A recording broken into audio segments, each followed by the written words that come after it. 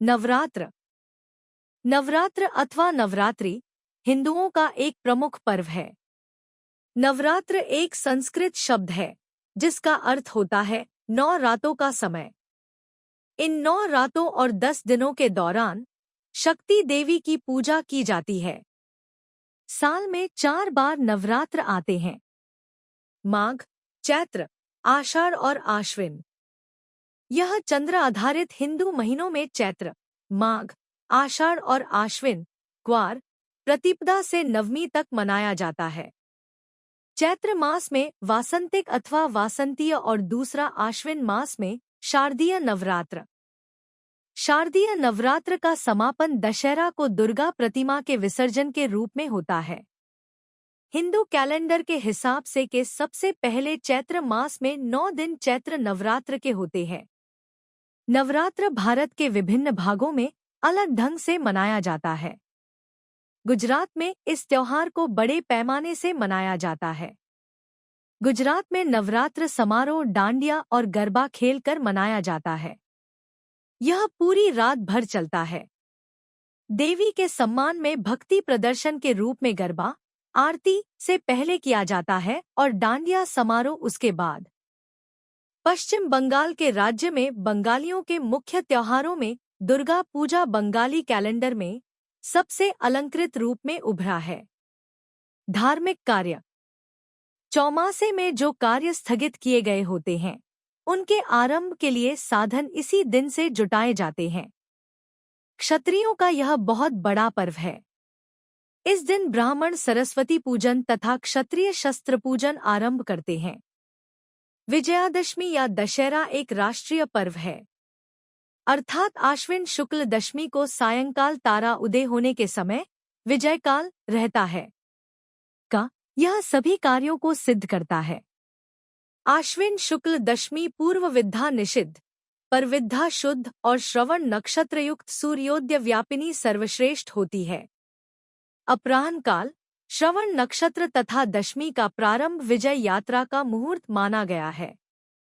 दुर्गा विसर्जन, अपराजिता पूजन, विजयप्रयाग, शमी पूजन तथा नवरात्र पारण इस पर्व के महान कर्म हैं। इस दिन संध्या के समय नीलकंठ पक्षी का दर्शन शुभ माना जाता है। क्षत्रिय इस दिन प्रातः स्नानादि नित्य कर्म से निवृत्त होकर संकल्प मंत्र लेते हैं। इसके पश्चात देवताओं, गुरुजन, अस्त्र शस्त्र, अश्व आदि के यथाविधि पूजन की परंपरा है। अन्य धर्मों में नवरात्र और देवी पूजा का उल्लेख सिख धर्म के ऐतिहासिक ग्रंथों में मिलता है, खासकर गुरु गोबिंद सिंह द्वारा रचित दसम ग्रंथ में। इतिहासकारों के मुताबिक सिखों की देवी शक्ति और शस्त्रों के लिए इज्जत और श्रद्धा शाक्त हिंदुओं की परंपराओं से काफी मिलती जुलती है। सिख धर्म के दूसरे गुरु, गुरु अंगद देव, देवी दुर्गा के एक परम भक्त थे। जैन धर्म के पैरोकारों ने अक्सर हिंदुओं के साथ नवरात्र के सामाजिक और सांस्कृतिक जश्न मनाए हैं, खासकर गरबा जैसे लोक नाचों में। इन्हें भी देखें। दुर्गा पूजा, नवदुर्गा, बतुकम्मा, दशहरा, गरबा। दूसरा दिन ब्रह्मचारिणी देवी का अवतार, ब्रह्मचारिणी। ब्रह्मचारिणी माँ की नवरात्र पर्व के दूसरे दिन पूजा अर्चना की जाती है। साधक इस दिन अपने मन को माँ के चरणों में लगाते हैं। ब्रह्मा का अर्थ है तपस्या और चारिणी यानी आचरण करने वाली। इस प्रकार ब्रह्मचारिणी का अर्थ हुआ तप का आचरण करने वाली। इनके दाहिने हाथ में जप की माला एवं बाएं हाथ में कमंडल रहता है। यह जानकारी भविष्य पुराण से ली गई है।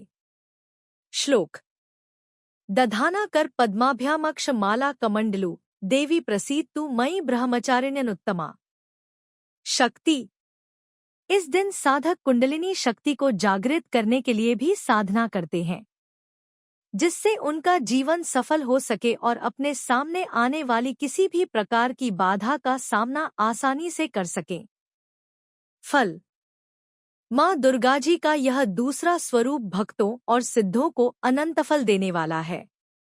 इनकी उपासना से मनुष्य में तप, त्याग, वैराग्य, सदाचार, संयम की वृद्धि होती है। जीवन के कठिन संघर्षों में भी उसका मन कर्तव्य पथ से विचलित नहीं होता। माँ ब्रह्मचारिणी देवी की कृपा से उसे सर्वत्र सिद्धि और विजय की प्राप्ति होती है। दुर्गा पूजा के दूसरे दिन इन्हीं के स्वरूप की उपासना की जाती है। इस दिन साधक का मन स्वाधिष्ठान चक्र में शिथिल होता है। इस चक्र में अवस्थित मनवाला योगी उनकी कृपा और भक्ति प्राप्त करता है। इस दिन ऐसी कन्याओं का पूजन किया जाता है कि जिनका विवाह तय हो गया है लेकिन अभी शादी नहीं हुई है। इन्हें अपने घर बुलाकर पूजन के पश्चात भोजन कराकर वस्त्र, पात्र आदि भेंट किए जाते हैं। उपासना। प्रत्येक सर्वसाधारण के लिए आराधना योग्य यह श्लोक सरल और स्पष्ट है। माँ जगदम्बे की भक्ति पाने के लिए इसे कंठस्थ कर नवरात्रि में द्वितीय दिन इसका जाप करना चाहिए। या देवी सर्वभूतेषु माँ ब्रह्मचारिणी रूपेण संस्थिता।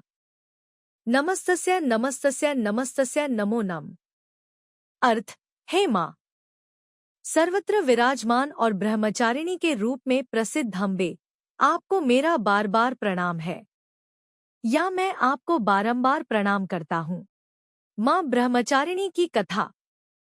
माँ ब्रह्मचारिणी ने हिमालय के घर पुत्री रूप में जन्म लिया था और नारद जी के उपदेश का पालन किया, जिसके अनुसार भगवान शंकर को पति रूप में प्राप्त करने के लिए माता ने घोर तपस्या की थी। इस कठिन तपस्या के कारण इन्हें ब्रह्मचारिणी नाम से जाना गया। 1000 वर्ष तक माँ ब्रह्मचारिणी ने सिर्फ फल फूल खाकर तपस्या की और 100 वर्षों तक केवल जमीन पर रहकर शाक पर निर्वाह किया। कुछ दिनों तक कठिन व्रत रखे और खुले आकाश के नीचे वर्षा और धूप के घोर कष्ट सहती रही। कई वर्षों तक टूटे हुए बिल्व पत्र खाएं और भगवान शंकर की आराधना करती रहीं। इसके बाद तो माँ ब्रह्मचारिणी ने सूखे बिल्व पत्र खाने भी छोड़ दिए।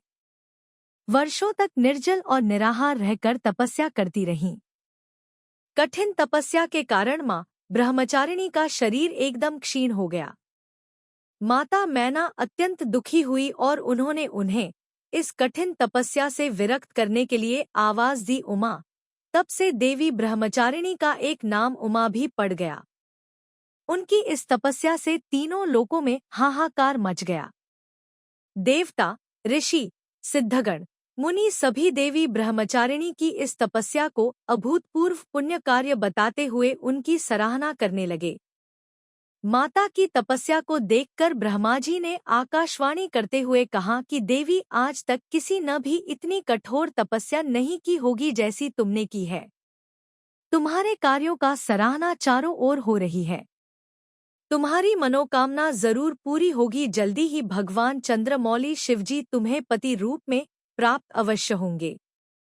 अब तुम तपस्या से विरत होकर घर लौट जाओ। शीघ्र ही तुम्हारे पिता तुम्हें बुलाने आ रहे हैं।